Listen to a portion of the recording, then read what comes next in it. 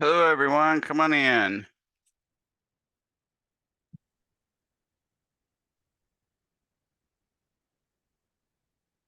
Anybody have any questions before we get started?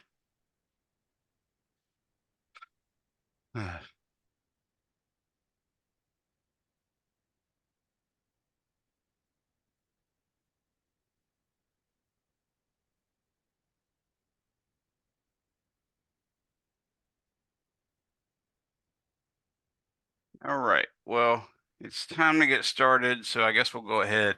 Last time we talked quite a bit about chapter 25. I gave you most of the stuff.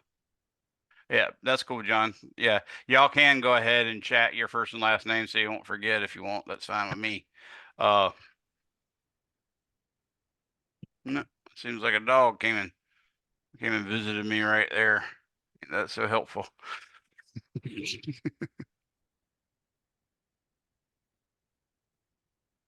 No, that was some old stuff regarding the labs. So yeah, you don't have to do anything with that. Especially you guys, you since y'all don't even have me for labs, so don't worry about that. So what I was saying was chapter 25, I sort of gave you the lowdown on just about everything. I talked about resistances and series and parallel. Uh, there's not much problems with that. And I also talked about a little bit about power and stuff like that. But the only thing I really didn't discuss was AC. So I'll give you a little discussion of AC when we get to that, but I'm just planning on working examples today. I thought I heard someone's voice. Did someone try to ask a question? Might have been John. It's or someone at John's location because it had the speaker on. So Yeah, my wife's yelling at the dogs. So that's probably what you heard. thought I'd come over. I need some people to yell at my dogs too. Evidently, my yelling's not working good enough. All right. Well, what I did is I took the time today, like I did yesterday with my class, to actually take the time and write out the examples beforehand, not the actual working of them, but the wording of them. Of course, I wrote them in cursive because it takes too long to write in plain print. So I apologize if you folks aren't that familiar with reading that. I think it'd be good for you to learn it anyways. Definitely be a lot faster for your writing if you ever have to write anything significantly long. Uh, I guess Shanda's going either beekeeping or perhaps to the CDC.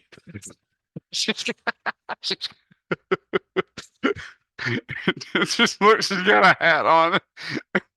She's got like 14 layers. You look like he might be wearing a burqa.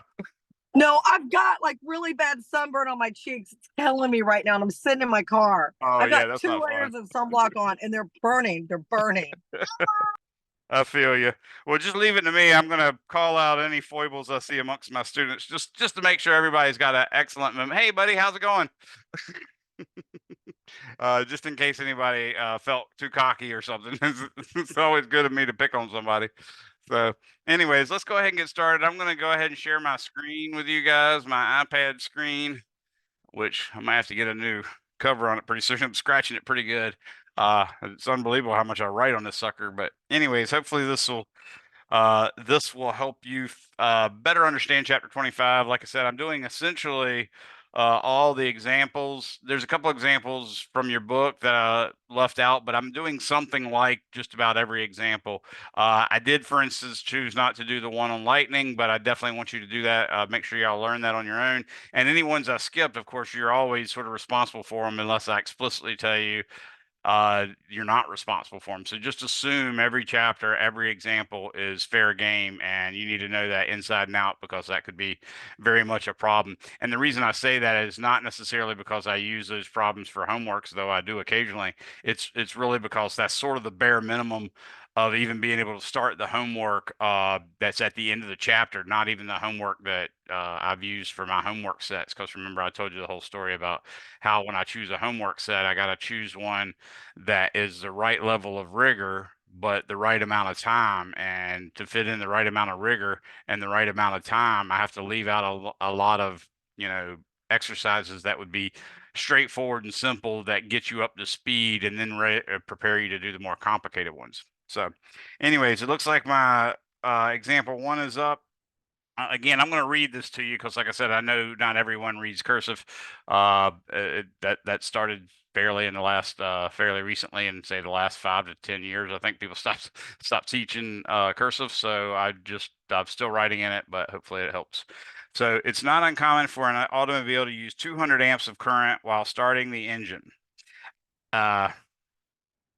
If a starter, oh, it's nice of me to leave off the little F's and various other letters and dots and occasion. So if a starter draws such a current for 30 seconds, how much charge passes through the starter? And B, how many electrons does that take? You might notice I did put some comments in the textbook, and you will see those, but some of the things that I highlighted were basically you making sure you use the right words so that you can get a better understanding of what voltage and current is. So specifically things like voltage across an item and current through an object.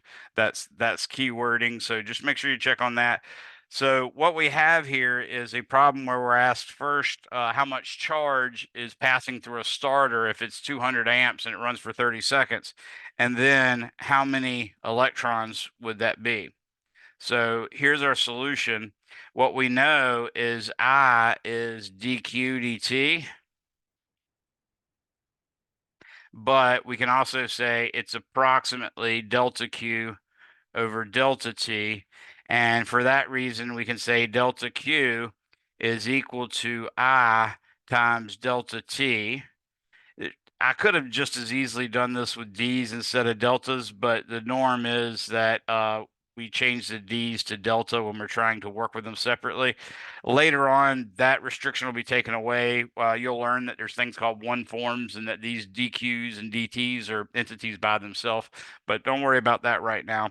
What I'm going to do is write 200 amps, and then that 200 amps is multiplied by 30 seconds. And remember, 1 amp is defined to be 1 coulomb per second. So when I multiply this by seconds, I'm getting rid of the seconds in the denominator. So I'm going to do this and write 30 seconds.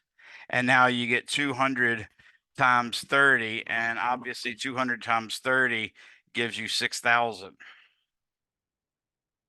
And that's 6,000 coulombs. Okay. I did tell you, for instance, coulombs is a pretty large unit, so keep that in mind. But 6,000 coulombs is definitely a large one. In fact, that's part of the reason I wanted to make sure you guys did the lightning problem from your book. Because that particular example, I want to say he ends up getting like 30 or 20 coulombs for the lightning strike. So that's not untypical to have that few of coulombs transferred from ground to cloud or cloud to ground or what have you. So we got 6,000 coulombs on this case. Anybody have any questions on that part? Okay. Now part B, they want to know how many electrons is that. So remember, what's really going on here is electrons are sort of drifting along a wire or any kind of conductor, for instance, when current flows. And those electrons are negative, so they would be in principle leaving the or running away from the negative terminal, say, of a battery and towards the positive terminal, and that's real current. What we use though is conventional current, which pretends like positive charges are leaving or running away from the positive terminal of a battery and then headed towards the negative terminal of a battery. I'm also trying to not to say the word that it's actually leaving the battery or anything like that. It's as I've told you before, it is good to when you're trying to think about how you wire a circuit, it's good to imagine that every little positive charge has to come out of the positive terminal of the power supply and then travel through the wire, through all the little parts, and then come back in the negative side. That will keep you wiring things properly. But in fact, it's very rarely the case that electrons actually leave the battery or even the wire itself. They just sort of move along. So anyways, just keep that in mind. Here's part B. Oops, I don't know why I switched to red. Oh yeah, I do. Okay. So if we want to know the number of electrons, which I call E minuses, is equal to delta Q which is obviously measured in coulombs, divided by the charge per electron. Okay. The charge per electron, of course, is 1.602 times 10 to the negative 19th coulombs. So I'm going to write 6,000 coulombs on top, and I'm going to write 1.602 times 10 to the negative 19th coulombs. And I'll just write this as coulombs per E minus. Okay. So that's something that comes in handy when you're trying to work out some of the physics that's going on without actually having a quote unquote equation that your book has already covered.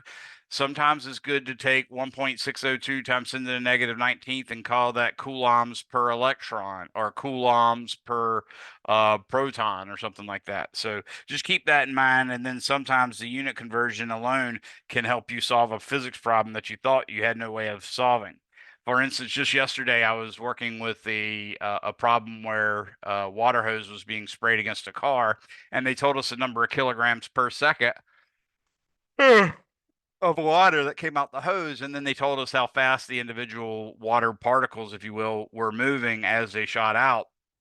And by looking at the units, you could tell that if you multiplied kilograms per second times meters per second, you'd actually get the units of the newtons. And that was what they were looking for, was the actual force. And it turned out, I could derive it in terms of an equation, but as a first order approximation, just unit dimensions gave me the formula, and it turned out to be right. Okay. So now I'm going to take the 6,000 and I'm going to divide that by 1.602 e to the negative 19th. And that's going to give me a rather large number, 3.7. Looks like I used 2 sig figs at best. If I count all the zeros, I counted 2 sig figs. So I'm going to call this 3.7 times 10 to the 22.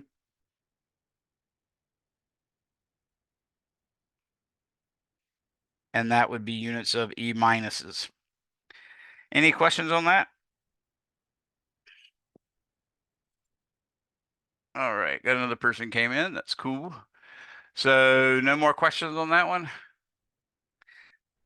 All right, so that's a typical problem that we can use, and that's just making use of the idea that current is dq/dt. We're going to actually use that quite a bit later when we start examining, for instance, circuits. We can actually call the current dq/dt and then solve a differential equation that is in terms of Q, for instance.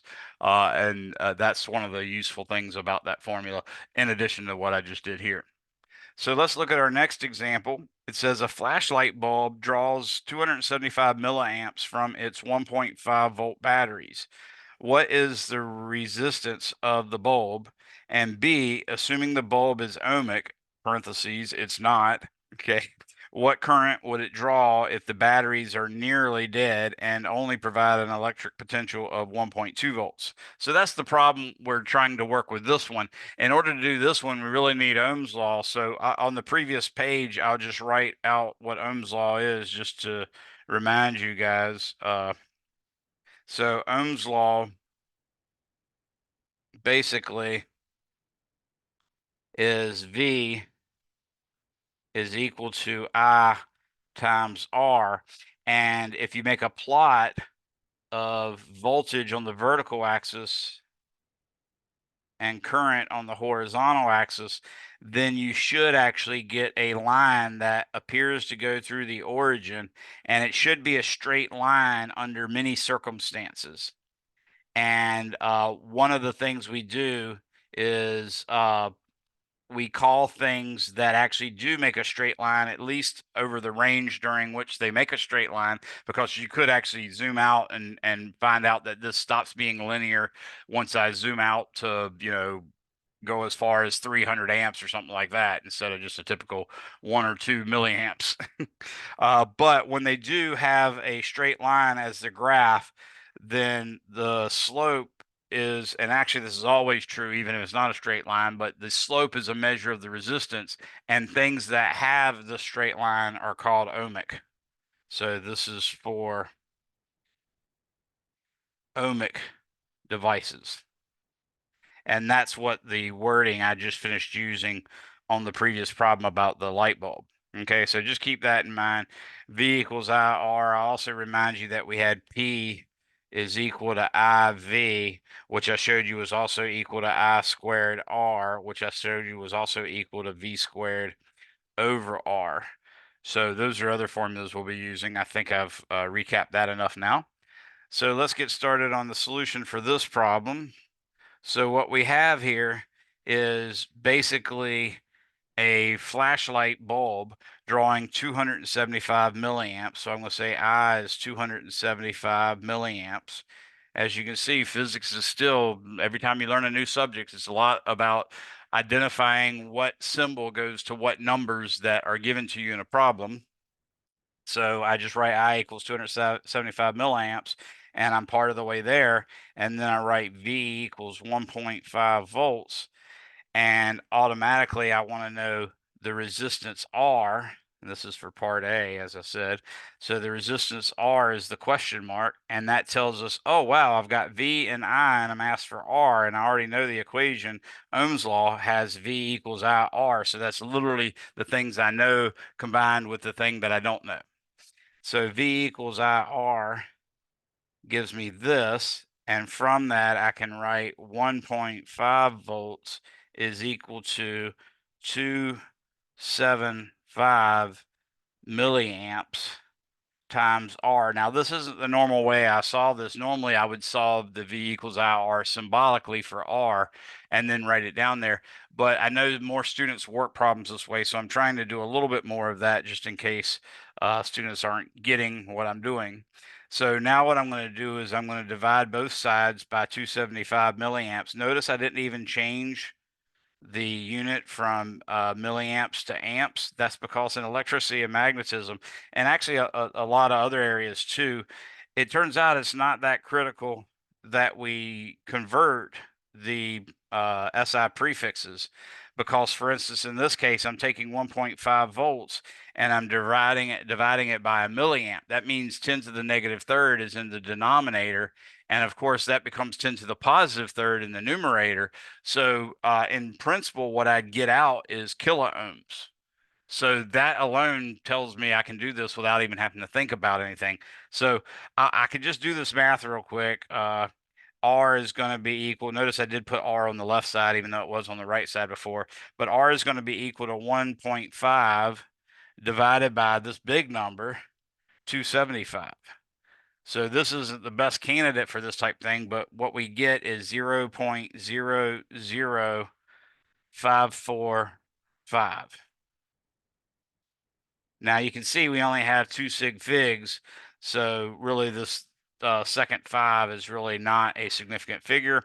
But by dividing volts by amps, you get ohms, but dividing volts by milliamps, I get kiloohms. So I'll just put a kiloohm there, and then that way I didn't have to convert anything. But now looking at it, I see that's a really small number of kiloohms, so it's best to just move the decimal 3 places to the right. And when I do that, I get 5.45 ohms is the resistance of the light bulb. Anybody have any questions on that? So for the record, when you're dealing with these millis and stuff like that, if you divide by a milli, it's going to make a kilo in the top. If you divide by a micro, it's going to make a mega in the top. If you divide by a mega, it's going to make a micro in the top. And if you divide by a kilo, it's going to make a milli in the top. So little things like that are helpful. And you can, just use logic and reason and come up with it on your own. All right, here's part B. Assuming the bulb is ohmic, and I tell you it's not. Of course, you guys did this in your lab. You actually did a plot of voltage versus current for a light bulb.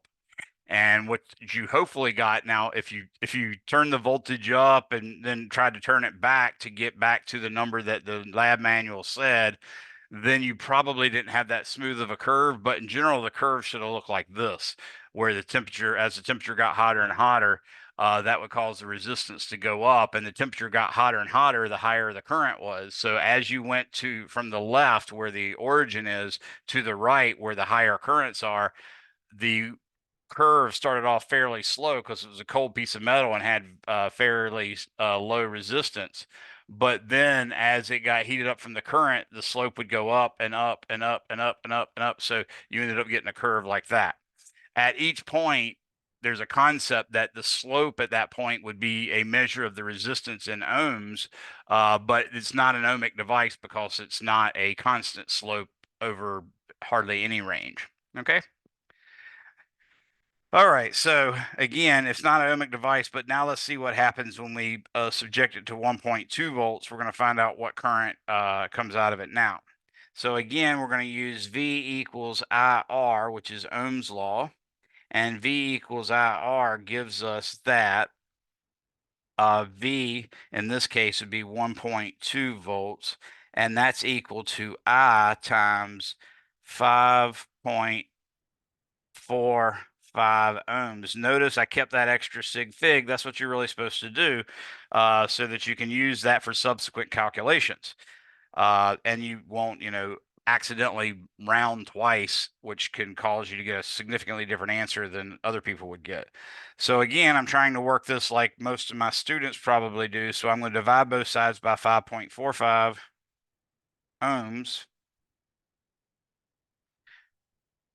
Notice the difference between this and mathematics.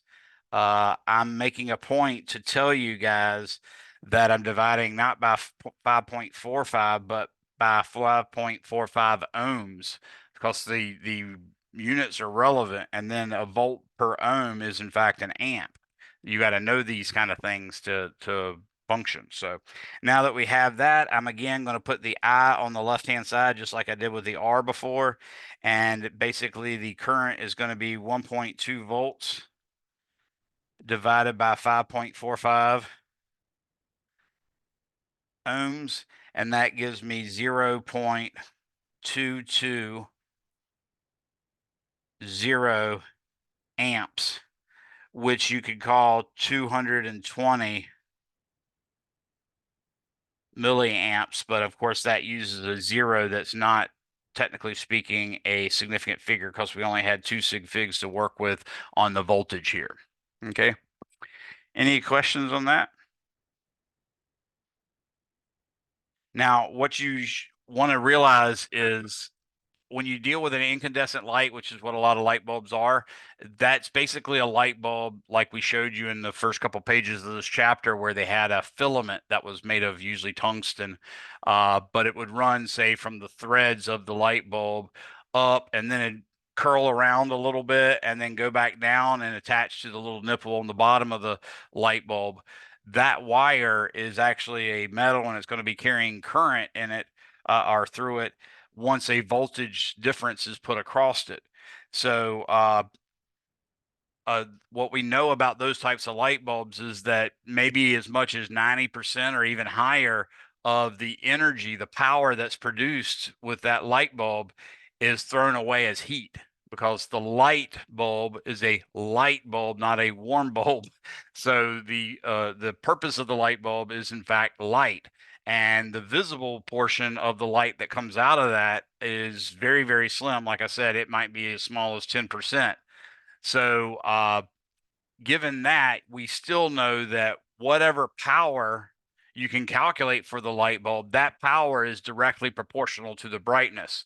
So if you look at the two powers, I'm just going off on and doing some extra stuff here. But if you look at the power in the two cases, you can see the power in case A is I times V. And of course, we had I was, I got another student coming in. We had I was 275 milliamps and V was 1.5 volts. So when I multiply that, I get 1.5 times 275, and that gives me 412.5, way more sig figs than necessary, of course. 412.5, and notice the M stays there, so we'll call this milliwatts. Now let's look at the power in part B and see what happens. So what we see is part B has a lower voltage, But as a result of that, it also is going to have a lower current. So it's going to be a double whammy. So in this case, we're going to get 220 milliamps times 1.2 volts. And in this case, 1.2 times 220 is 264. So that's 264 milliwatts versus 413 milliwatts. So again, that milliwatts is not a true measure of exactly how much light, visible light, is coming out, but it is proportional to it. So, for instance, if 264 is a little bit more than half of 412, then you can expect the brightness of the bulb in the second part to be a little bit more than half as bright as the other one. So that's why I took the time to do that, just to remind you. Later on, we'll be working with some headlights, and that'll become more relevant. Any questions on that problem? Okay, anybody have any problem reading my cursive or any of that kind of stuff? I mean, other than just not knowing how, if you're in that boat, but I just mean in terms of reading it, I think it's written well enough to read. All right, we'll move along then. So here's another example. Like I said, these are mostly modeled on the problems that your book actually uses or does as examples. So that's useful. You can see down here at the bottom, I also said make sure you all understand example 2510. That's the lightning one I was telling you about. Oh, and I just erased the word make. I'd messed up my M and lost part of it. So there you go. Make sure. So make sure you all understand example 2510. That's the lightning one. In this case, it says, what is the resistance of a 40-watt automobile headlight? Do you know what voltage to use? Anybody know what voltage to use for a 40-watt automobile headlight?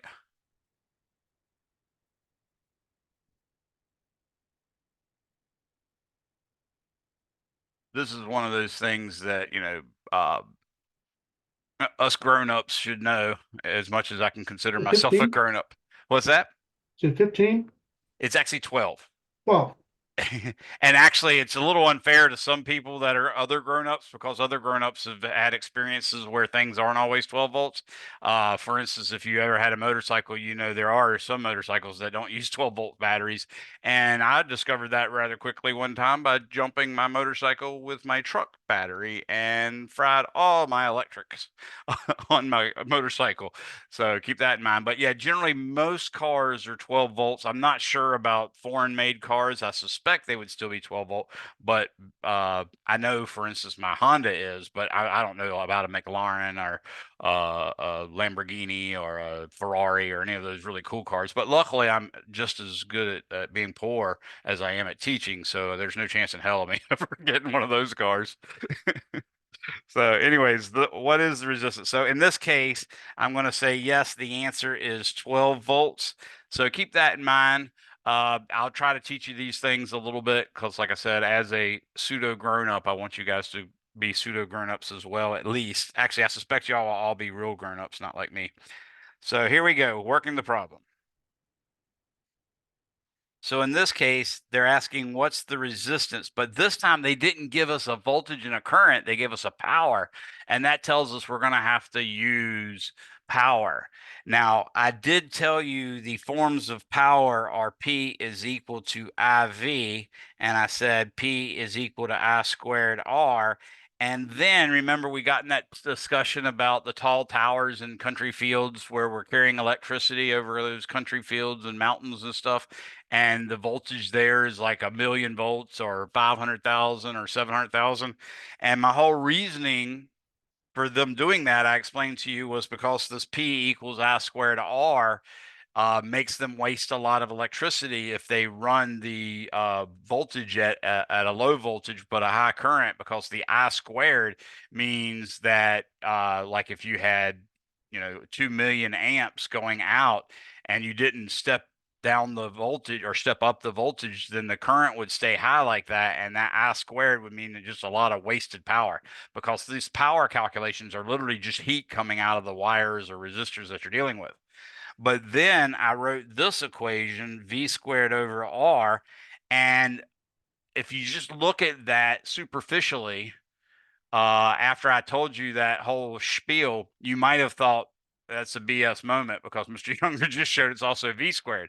But I wanted you to understand that the V in this V squared over R is really the voltage change or the electric potential difference between the two ends of the wire. So when you run a wire from the power company to a substation or your neighborhood, uh, maybe it starts at the power station or at the tall towers at 200,000 volts.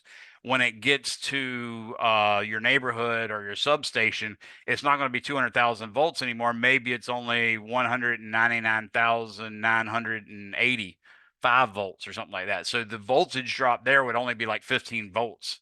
So it's not the 200,000 that we put there. So with that in mind, I'm going to do this without using that V squared over R, and then I'm going to show you that the V squared over R gives you the right answer as well.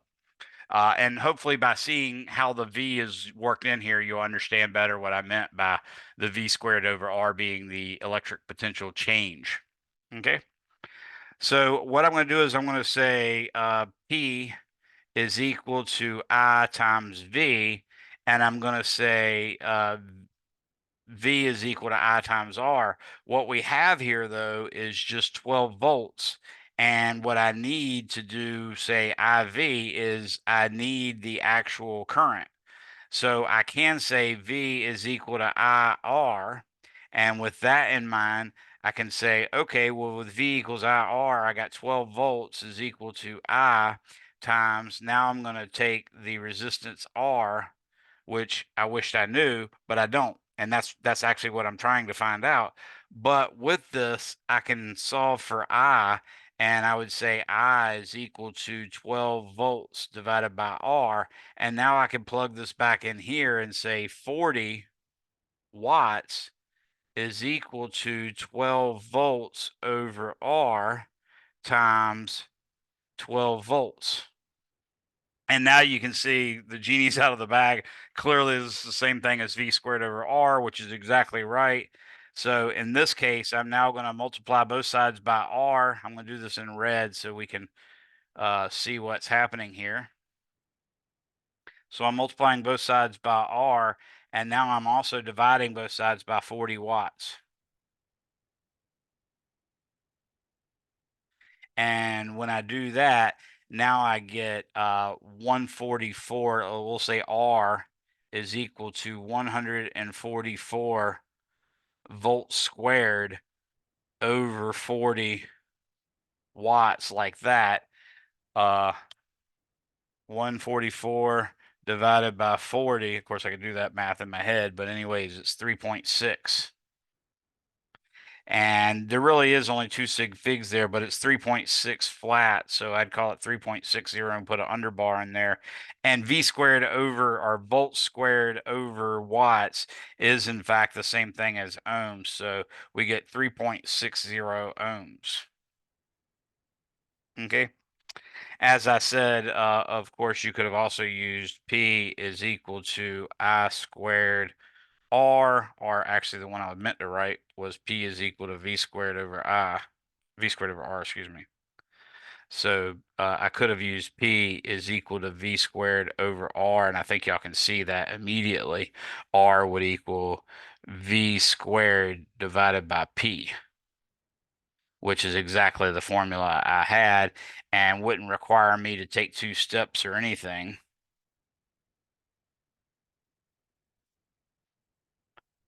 Okay, but notice this is the whole amount of voltage that sort of, in some sense, you pretend like it's used up. And in some sense it is because it's the electric potential energy.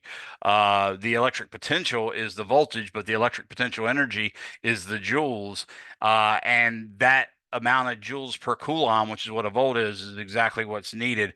And for instance, if you actually set up a circuit like this, it would look essentially like this. There's your battery. Maybe we do the double stack looking one like that.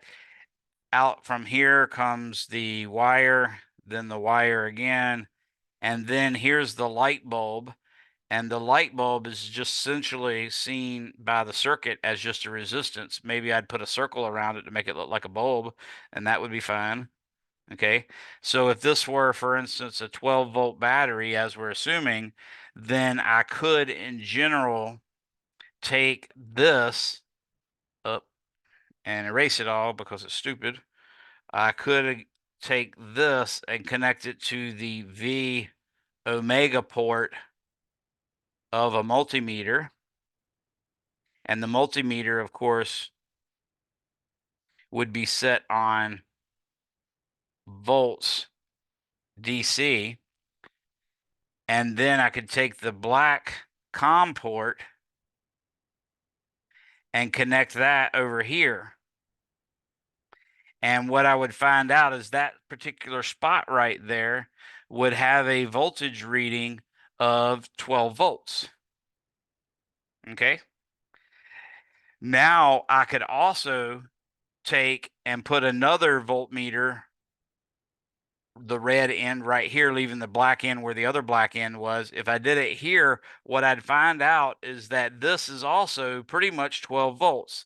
Now, we know the wire, for instance, has some resistance, so it might actually be more like 11.9993 or something, right? But the main thing is it's essentially 12 volts, okay? Now, you could also take another voltmeter and connect the V omega port to this one, and this would approximately read 0 volts. Now, in reality, it would probably read 0.00, let's say 2 volts, because in reality, that wire has to have some resistance, and it actually has to have some voltage difference between the end of the light bulb and the right end of the battery, or else current's not going to flow from the end of the light bulb to the battery. So you can see that in this case, it literally is the sort of the terminal voltage, the voltage from one end to the other of the particular element that we're dealing with, which in this case was a light bulb. Does that make sense to you guys? Y'all see what I'm saying here?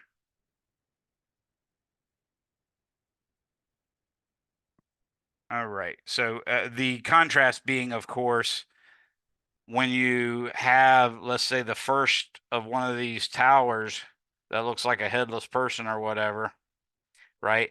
At the first of one of these towers, and there's another one here, okay? And then I draw a line, and then we come up here to the neighborhood. So this is the neighborhood.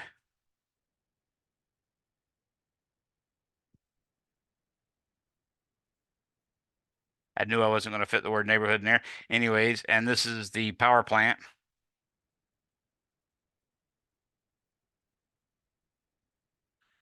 If we were to take a multimeter, again, this would be a very special multimeter, of course.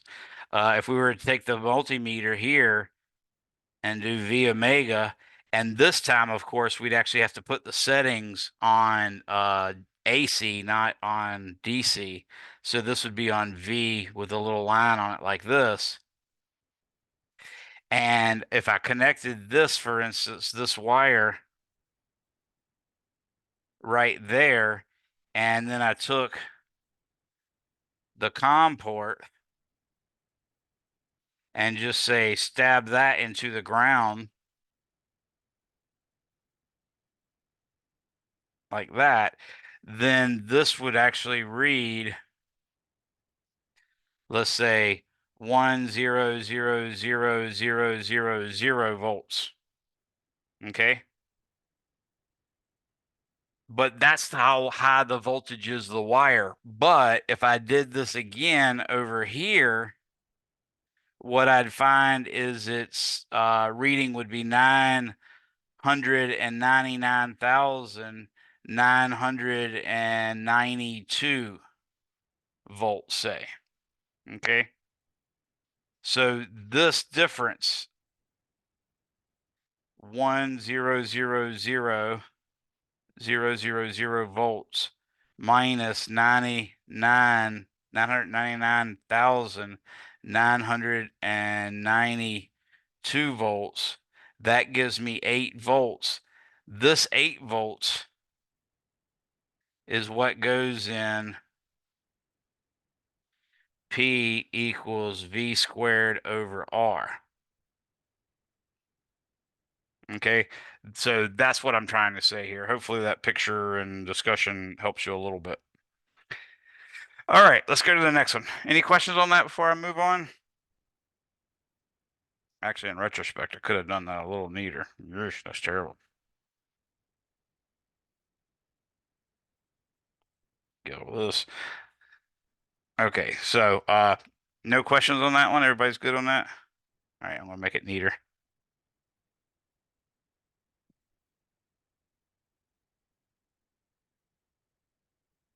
There you go. So hopefully when y'all look back at that, y'all have some sense of what I'm talking about. All right, so here's example 4. A space heater draws 16 amps from a 120 volt light socket. Now we're actually slipped into AC here, but the good news is the power formula works under very specific circumstances. So I'll explain that in a second. But anyways, a space heater draws 16.0 amps from a 120 volt light socket. That's the light sockets like we use in our house. How much energy is it using every second? So I worded that question very specifically. I said, how much energy is it using every second? Does anybody know what the unit is when you do 1 joule per second?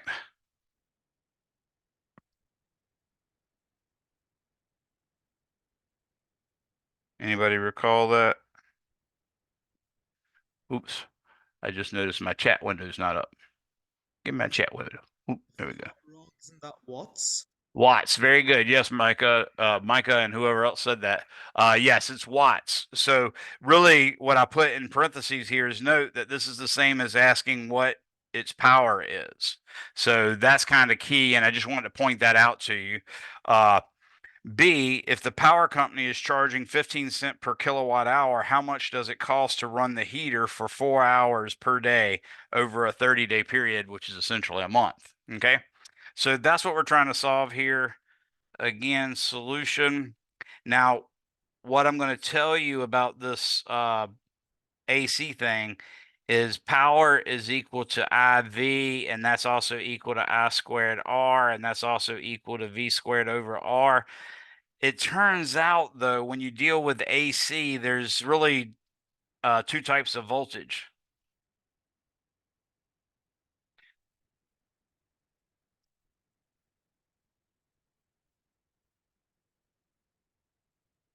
Okay, so what AC voltage looks like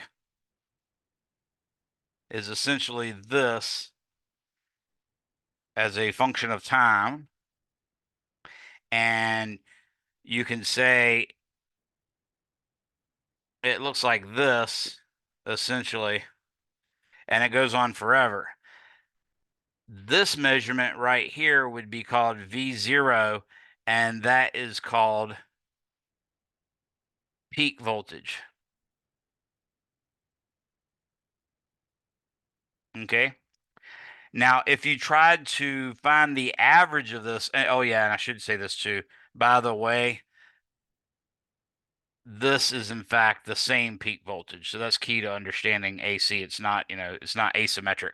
But if we took the average of this, I think you can see the average over one cycle is clearly going to be 0. So we don't take that average. In fact, what we often take is the average of the square. So what we do is we say there's another measure of voltage and it's called VRMS, and that means root mean square, which you guys have run into before. The root means I'm going to take the square root, so I'm putting a square bracket around it.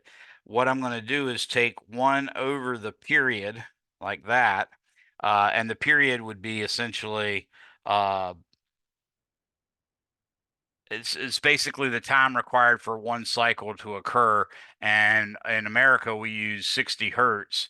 So the frequency would be 60 hertz. The angular frequency, which is omega, would be 60 hertz times 2 pi.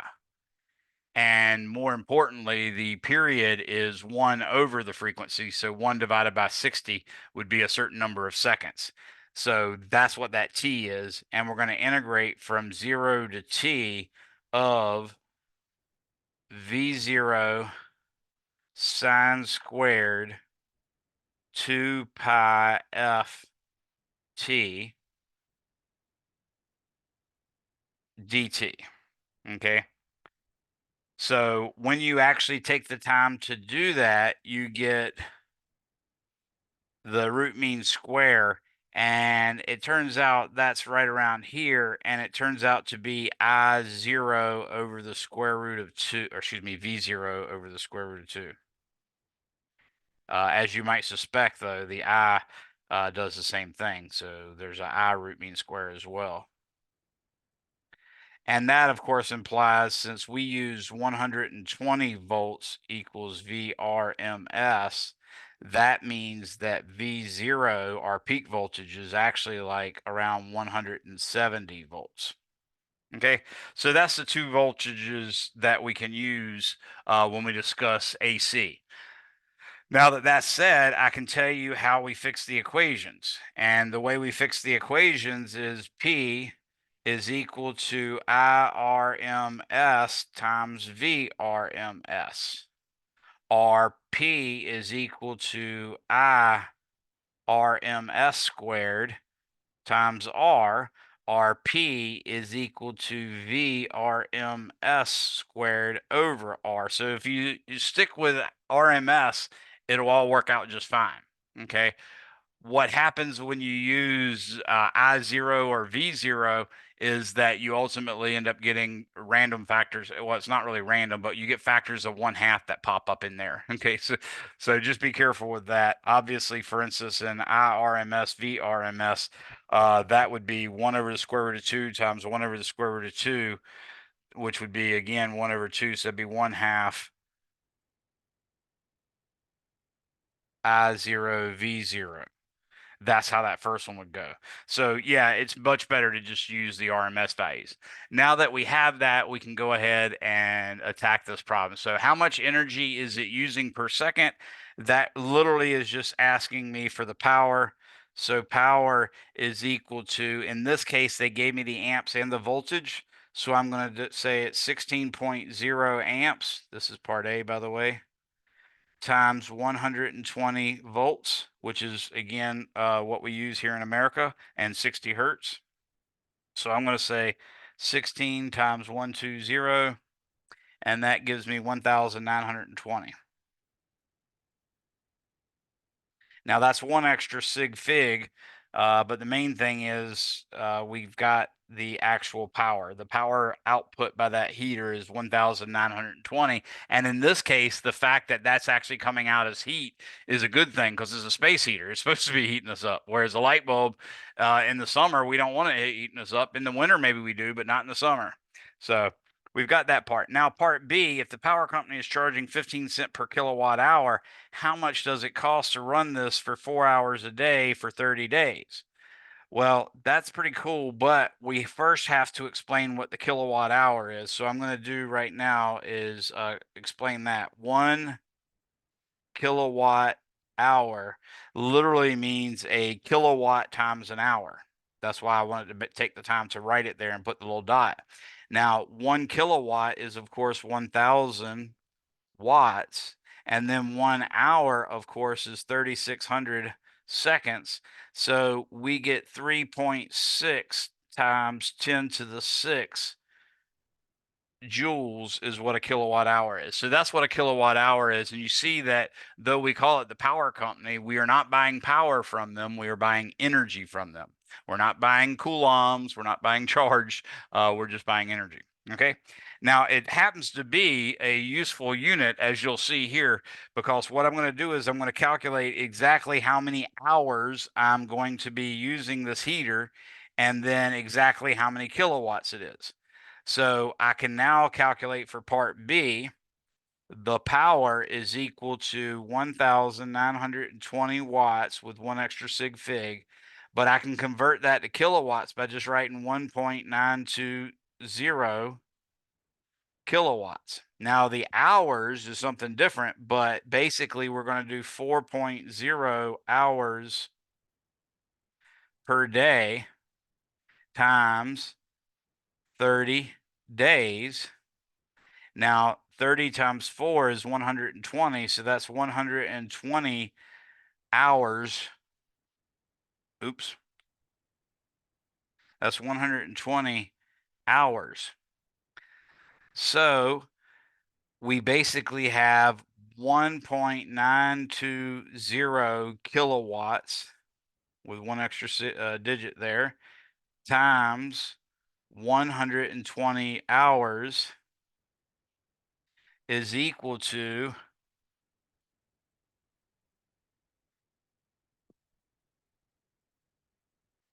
230.4. Again, carrying one extra sig fig here. So 230.4.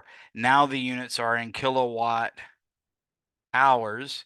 And of course, the power company is charging $0.15 per kilowatt hour, because $0.15 is the same thing as 15 cents. So now I'm going to multiply 230.4 times 0.15, and that gives me $34.56.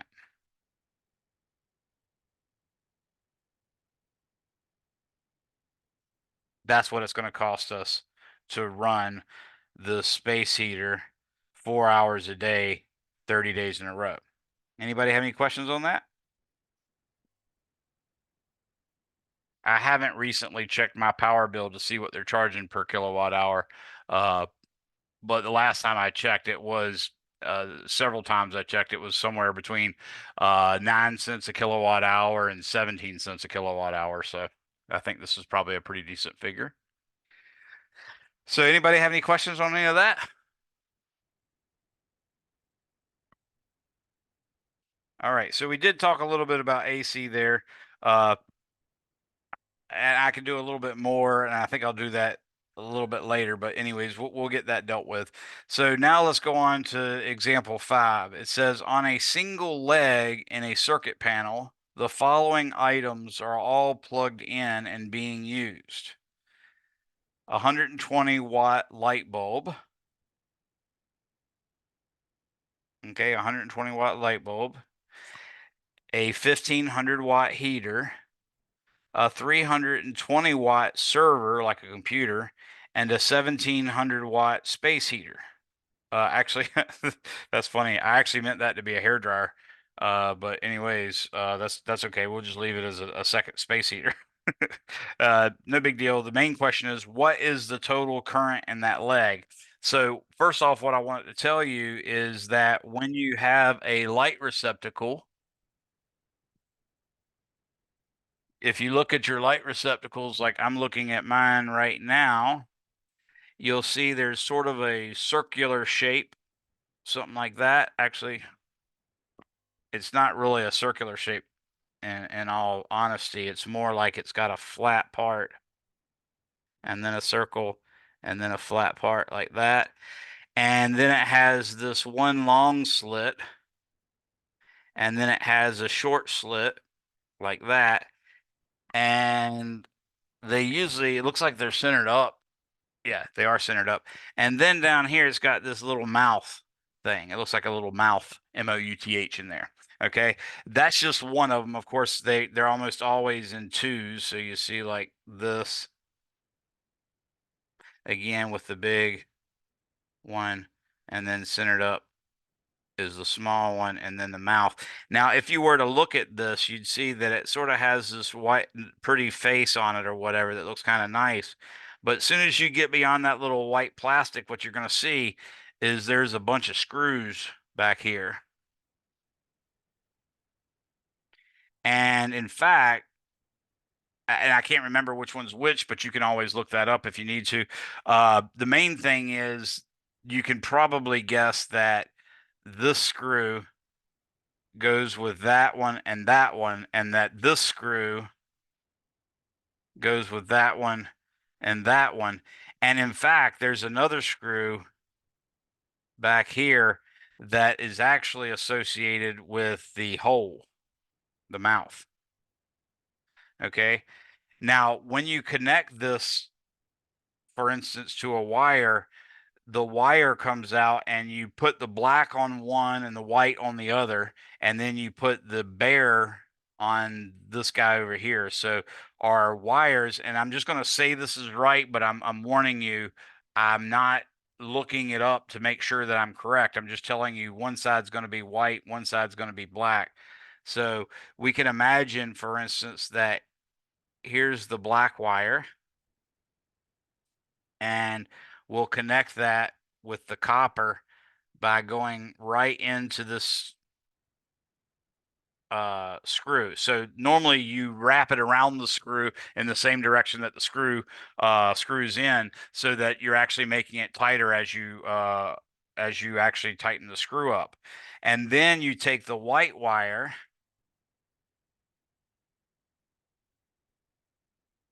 which looks like this, and you do the same thing with the copper part of that. Okay, so this is a white wire,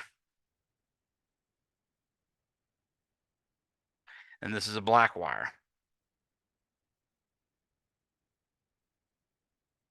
And then you take the bare wire, which I should do a different color with this. Let's do this one.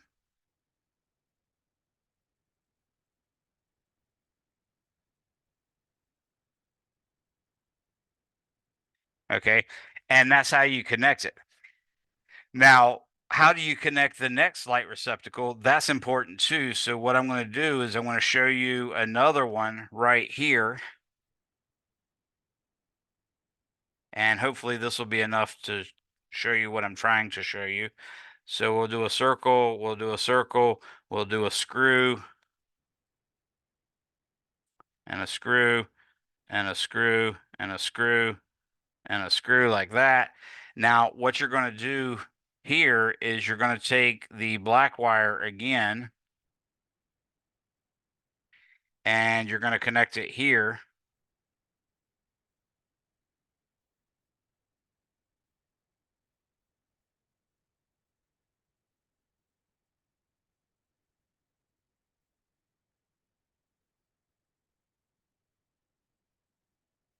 And that's going to, actually, let me go ahead and go up here since I did it on the other one like this. Okay, and I'm going to connect this to that screw. And now I'm going to take the white one and connect it here.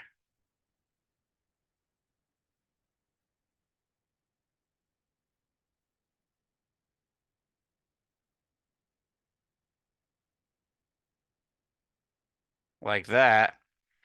And then, of course, I'm going to take the bare one and again just connect that again. Let's just say from, actually, I'm trying to change color. It won't let me. Just put another bare one. Oops, that's not the color I meant.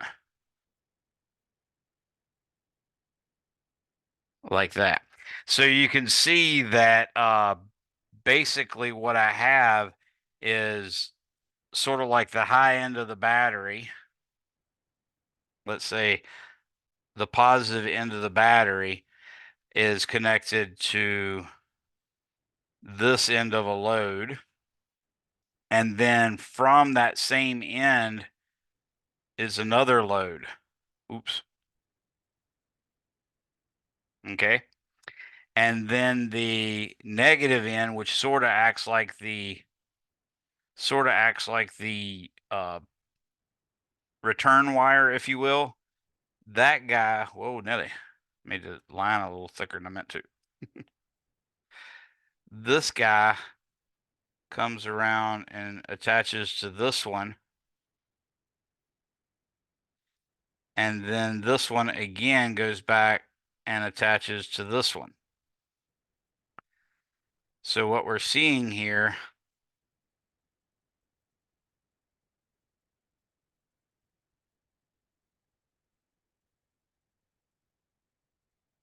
is that this light receptacle is connected in parallel with this light receptacle. That's the whole purpose of all that drawing I just did. Okay. I will warn you, do not use.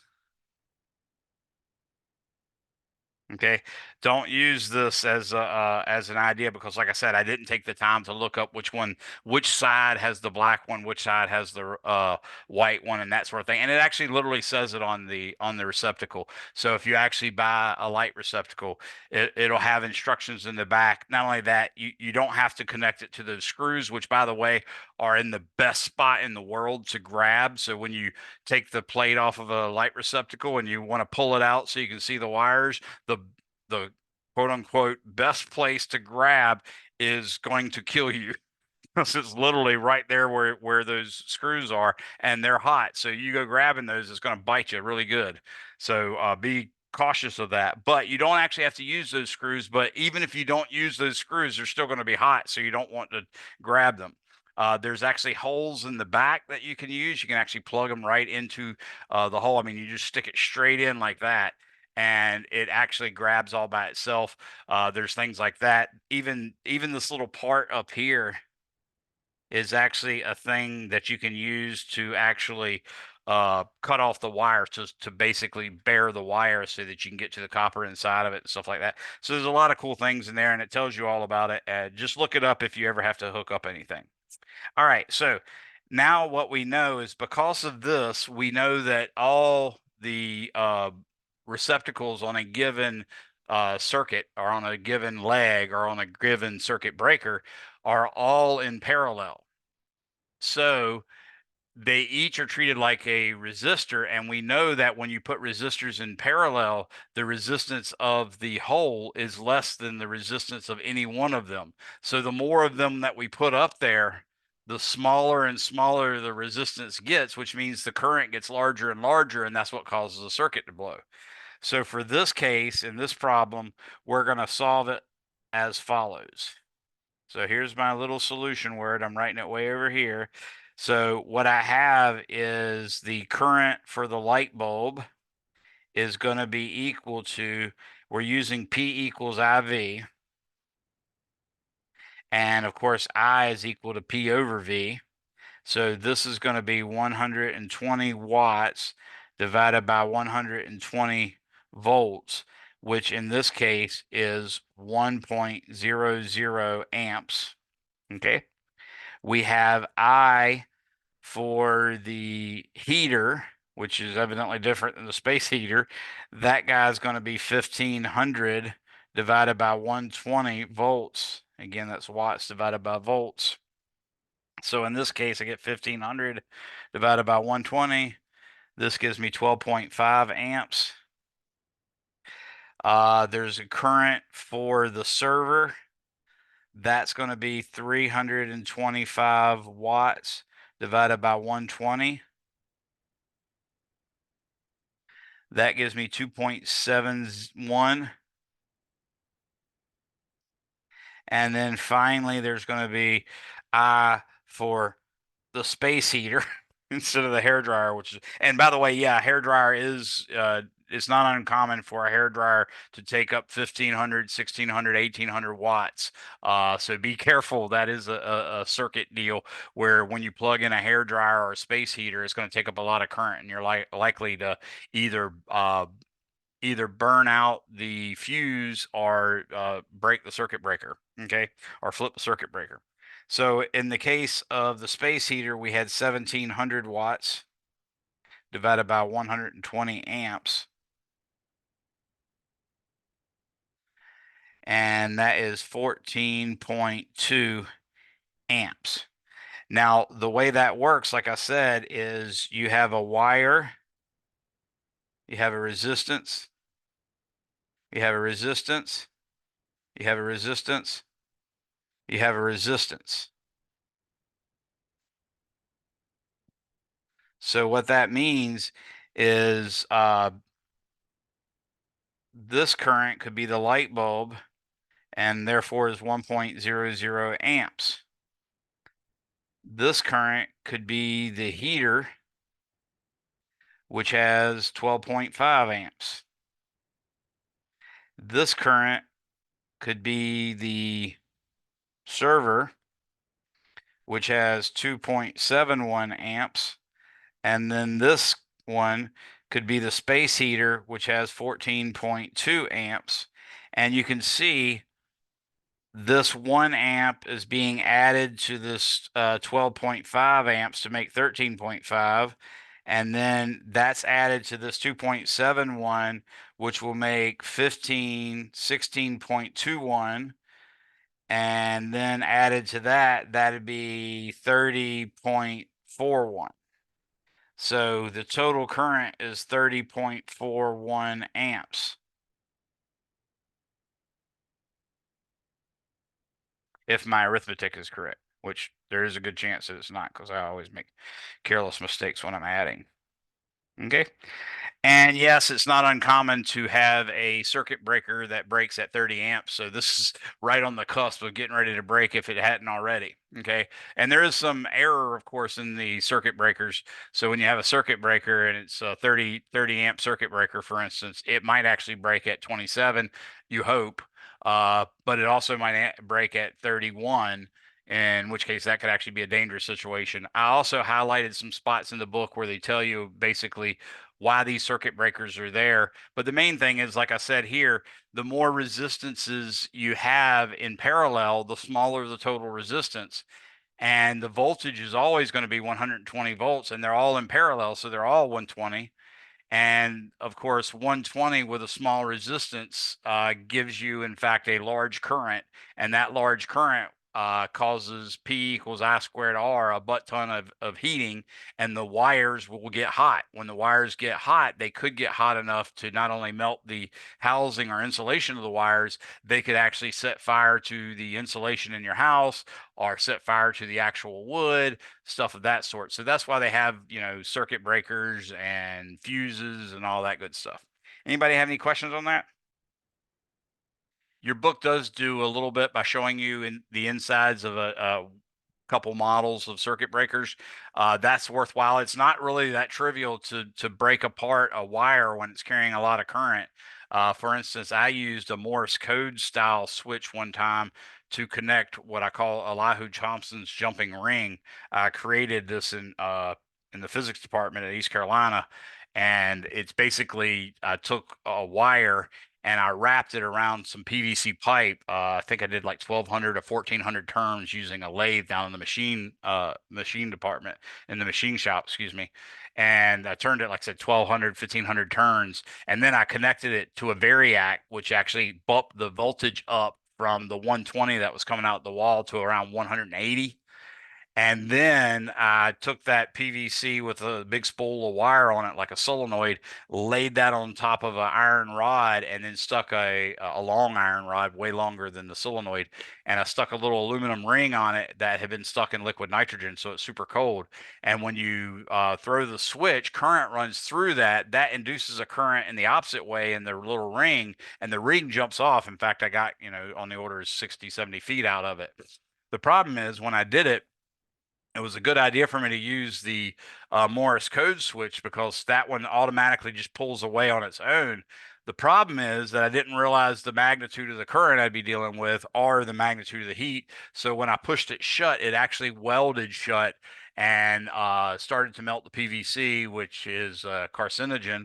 And then it started to melt the Teflon, which I hear is not that good for you to breathe either. Next thing you know, they had to evacuate the physics department and the biology department because of smoke filling up the whole building, and it smelled horrible, and I had a bad cough for a couple of weeks. But anyways, don't do that. Don't be like your instructor. Okay.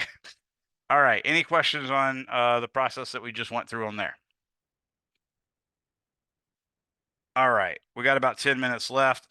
What I want to tell you is when we do AC, I already showed you the drawing, but basically what you're using is V is equal to V0 times the sine of omega t, and omega is 2 pi f, which you might remember from rotational motion last semester. So this is V0 times the sine of 2 pi f times t, okay? Now that's what voltage is. Now, if you want to know current, we can use Ohm's law, V equals IR, And from that, we can see that I is going to equal V over R, which would be V0 over R times the sine of omega t, which of course is also V0 over R times the sine of 2 pi f times t.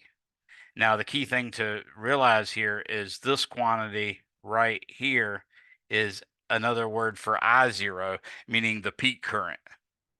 Okay, so that whole process where I told you that V0 over the square root of 2 is equal to VRMS, well, that applies to current too. So we see that I0 over the square root of 2 is equal to IRMS. And if you use a digital multimeter to measure voltage or current of an AC circuit, meaning you actually set it on AC measurement, then it is actually calculating the RMS. Okay, so it's giving you the RMS. All right, we'll talk more about that AC stuff later. We'll actually see that only in the case of a resistor is the current and the volt. Well, I shouldn't say only in the case, but in the case of a resistor, the current and voltage are actually in phase. So they peak at the same time. They have a trough at the same time. They have a zero at the same time. It turns out that's not the case when you deal with a capacitor or a resistor. And in fact, there's this famous saying, Eli, the Iceman. And what that does is that it tells you that basically the voltage leads the current in an inductor. That's E, the electromotive force, leads the current I in an inductor L, and the current leads the voltage E in a capacitor C. So we're going to find that they're 90 degrees out of phase later. So we'll investigate this later. All right, in Great Britain, their power grid carries 240 VRMS, or 340 volt peak, at 50 hertz, whereas at the U.S. uses 120 VRMS, 170 volt peak voltage, and at 60 hertz. What would happen if you plugged your 1700 watt space heater in a wall socket in the UK? So here's our solution. What we're trying to calculate here is basically some of the details. We know, for instance, that using the 120 volts that we use here in America, we have P is equal to IV. And from that, we can see that, in fact, we would get a current in the US equal to 1700 watts divided by 120 volts, which, by the way, we just calculated. That's 14.2 amps. And that's all well and good. But what happens if we go ahead and assume, for instance, that this thing is still using, is actually going to use the voltage from the UK? Well, in that case, we can say power in the UK would actually be equal to, let's say, in this case, we're going to say the voltage is, and we're going to use the RMS just like we used before. So the RMS value would be 240. And of course, the current is going to be something entirely different. But we could use V squared over R like this, which means maybe I should go ahead and calculate V, or excuse me, R. So V equals IR tells us that R is equal to 120 volts divided by 14.2 amps. So if I do that, make sure I've got all this right. Yeah, that's right. So 120 divided by 14.2 gives me 8.45 ohms. Now, just like the light bulb, this isn't ohmic either, but it's probably a decent idea to figure out the current's going to be still roughly around, or the resistance is still going to be roughly around 9 ohms. So in this case, we're going to write 240 volts squared over 8.45 ohms. And in this case, we get 240 squared divided by 8.45. And that, in fact, gives me 6,817 watts. So basically, that's, a factor of five times the power it's supposed to develop.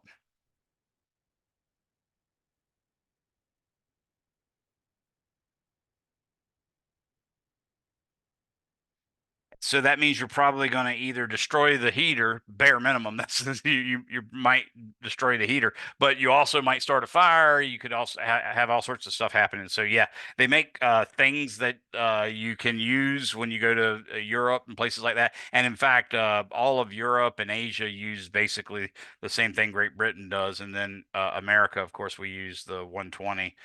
We actually use a triphasic 120. So each of the phases of 120 is 60 degrees out of the way. In this case, I left a blank page because I was going to derive the formula, but I'll leave the derivation up to your textbook because I'm only looking at 4 minutes left roughly.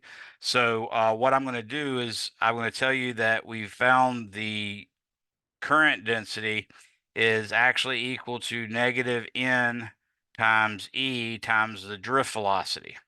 Okay, where N equals the number of free electrons per unit volume. Okay, so that's a big deal. That's something we're going to make use of. You can read the derivation for yourself, but now I'm going to make use of that because I want to know or let's say an 8-gauge copper wire has a diameter of 3.26 millimeters and can safely carry a current of 40 amps. When the wire carries that much current, what is the current density? So we're going to start off by solving that and solve all the other things too. So first off, definition of current density, I is equal to the integral of J dot dA is sort of the defining thing regarding current density. So you could also say if J is constant,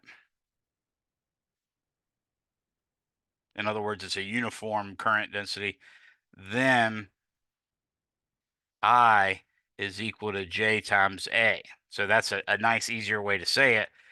So for part A, what I'm going to do is I'm going to say J is actually equal to the amps divided by the cross-sectional area of the wire. Now the amps is 40.0 amps, and the cross-sectional area, since we're using diameter, is pi over 4 times 3.2 times 10 to the negative 3 meters squared. So that 4 down there just corrects for us using the diameter instead of the radius. So I'm going to say 40 divided by parenthesis 3.14159 times 3.2 e to the negative 3 squared. And now I'm going to say divided by 4. 3.2, yep, that works. And this gives me 4.97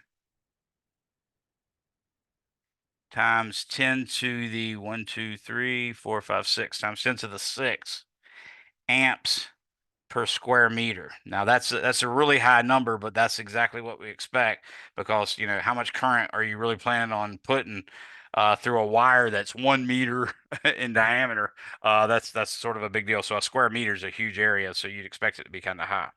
Now that we have that, they want to know what's the drift speed. Well, that allows us to use our new formula.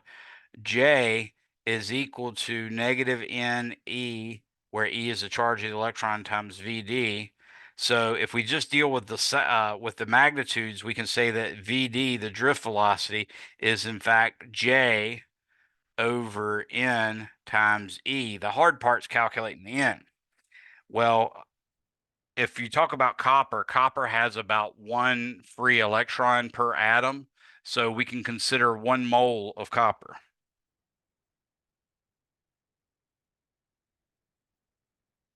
That means it weighs about 63.5, I think is the atomic number. Actually, I wish I had a periodic table. Anybody know the atomic number of, or excuse me, the mass of copper. I think it's 63.5. Yeah, we'll just go with that. I don't have enough time. So that means 63.5 grams per mole is the molecular weight of copper, and that applies to Avogadro's number times 10 to the 23rd, basically, of atoms and of free electrons. Now, I also happen to know that the density of copper is, I want to say 8.9 times 10 to the third, or density copper is 8.9, let's say grams per cubic centimeter. Okay, so if we use that, we can say one sample of 63.5 grams, and that's grams per mole. Okay, that, if we take and divide it by 8.9 grams per cubic centimeter, will give us the actual cubic centimeters of the copper. So 63.5 divided by 8.9 gives me 7.13 cubic centimeters of copper. Okay. Now, I know that N is the number of free electrons per volume. So that's actually 6.022 times 10 to the 23rd free electrons per 7.13 cubic centimeters. So 6.022 e to the 23rd divided by 7.13 is equal to 8.45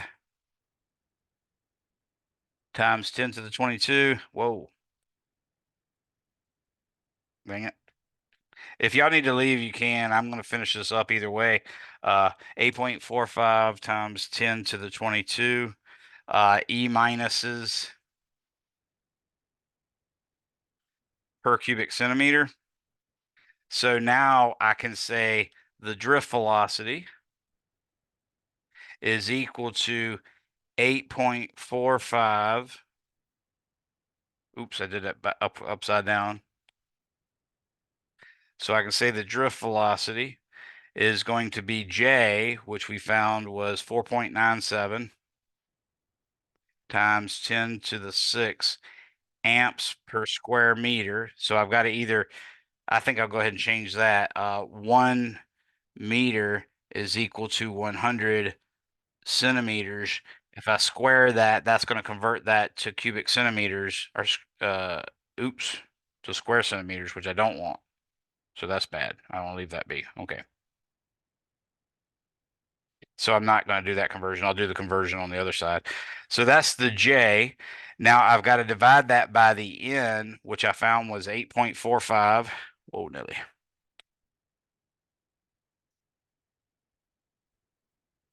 Times 10 to the 22 E minuses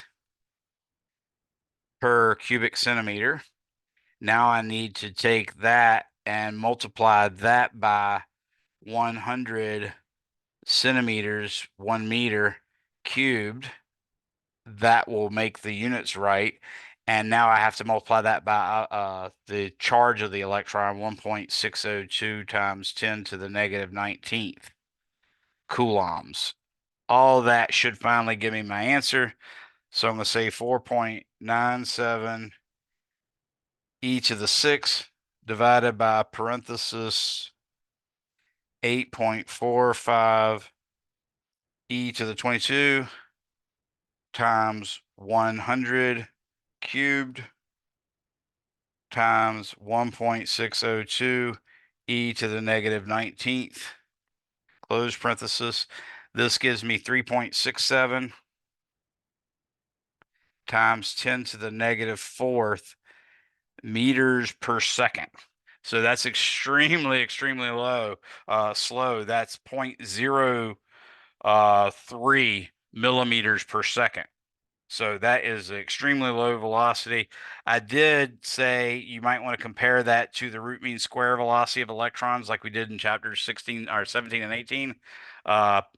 I'm going to do that next. Like I said, you guys, of course, are free to go. I think I just got Ramsey left in here anyways. Ramsey, you still here, bud? Yes, I'm just waiting for you to finish. I have a few questions. Okay, that's no problem. Let me finish this up real quick. It's really short from here. Uh, so for that was part B. So for part C, I want to know VRMS, which equals the square root of 3KT over M for 20 degrees Celsius. So that's the square root of 3 times 1.38 times 10 to the negative 23rd joules per Kelvin. That's the K. And then, of course, in Kelvin, 20 degrees Celsius is 293 Kelvin. And then I got to divide it by the mass of the electron, which is 9.109 times 10 to the negative 31 kilograms. And you're going to see this is a much, much faster speed. So the square root of 3 times 1.38 e to the negative 23 times 293 divided by 9.109 e to the negative 31, close parentheses. That gives me 1.15 times 10 to the fifth meters per second.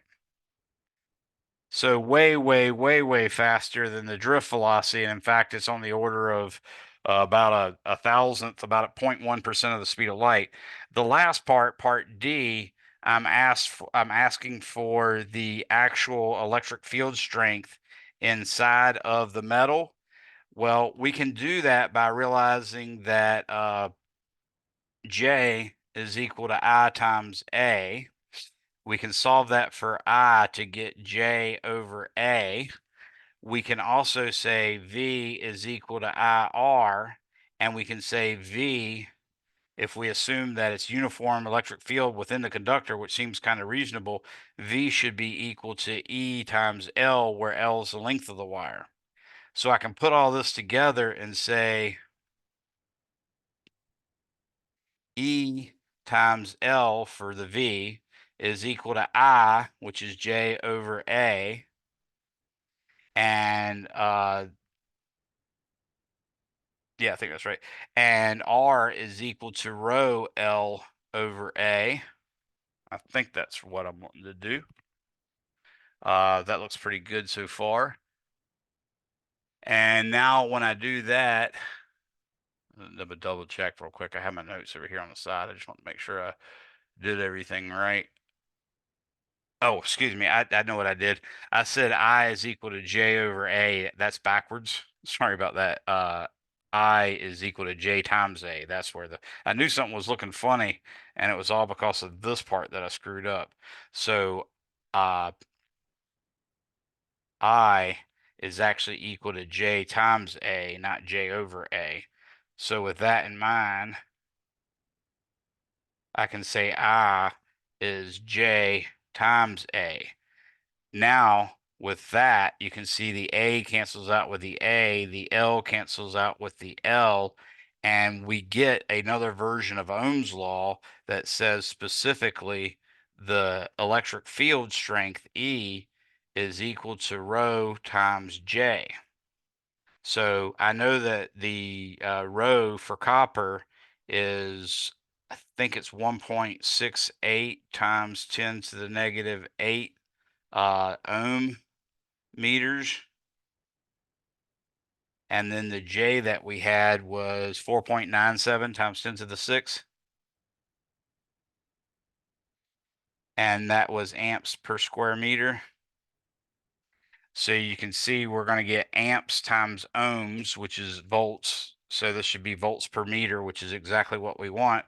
So I'm going to do 1.68 e to the negative 8 times 4.97 e to the 6. This gives me 0.0835 volts per meter. Now remember when we did a capacitor had, 10 to the fourth, 10 to the fifth volts per meter for the electric field, but that's because it was in a non-conductive material. In this case, we're in a conductive material. It don't take anything to accelerate electrons through a conductor. So you can see the electric field only needs to be about a 8/100ths of a volt per meter, and that's it. So sorry for taking so long there, Ramsey. How can I help you with questions? And do you want me to stop recording? Oh, no problem, no problem. Sure, if you want to stop recording, that's fine. My first question was actually, it's on this page. I've always gotten mixed up with VRMS and when to use K and when to use R. Gotcha. So when to use K, meaning what? The constant, when it's 3KT over M, and there's another situation where it's 3RT over M. Oh, okay, gotcha. So what turns out to be the case is R and K are actually related to each other. If I remember correctly, I think it's R times Avogadro's number gives us no, R divided by Avogadro's number gives us K. So PV equals nRT works, but you also have PV equals capital N KT. So Oh, that's the difference. so one is per atom, one is uh, basically per mole, I'm assuming. Yeah, the lowercase n is the number of moles, the capital N is the number of atoms. So when you're using capital N, that's when you use K. When you're using lowercase n, that's when you use R. Okay, I was literally I'd use both of the values every time and I'd see which one matches up, and that's how I've been going about it. Okay, that actually makes a lot more sense. I Gotcha. had some other questions. I'm very, what's it called, congested for work around the time for our exam, which is Gotcha. why I wanted to ask if the practice test could be opened relatively soon, just so I can practice as much as I can before I get swamped with work. For the final exam or for just the Uh, next one? for the next one, Okay. what's Yeah, just I'll see if I can drum it up this weekend. I might have to make a version and then change it later because I'm banking on certain number of chapters being covered. If they're not covered, then I might have made it for too many chapters or too few chapters. But I'll see what I can do and make something for you ready for this weekend. Okay? Thank you so much. I also had another question. I Yes. reached out to you, what's it called, via message about doing my final online because I'm gonna have to do my symposium at Virginia Tech as part of my graduation requirement. Gotcha. And I just wanted to make sure if that's okay. And Yeah, we can. There's actually as long as you've got a video camera, like a webcam or a camera built into your laptop, and if you can get a mirror, that's okay, all you'll need to be able to do it. Because I can run the Respondus lockdown browser, Respondus monitor, and I have a very specific way to set up your basically your mirror and stuff. I'm going to send you a photo of what it looks like so you'll know exactly how to set it up. So as long as you can get that set up that way, then I can let you take it online. And that's for everybody. It's not just for you. awesome. Let's see if this, I, nope, it won't let me send it that way. Uh, I think I can send it to you by phone though. Let me go ahead and stop recording.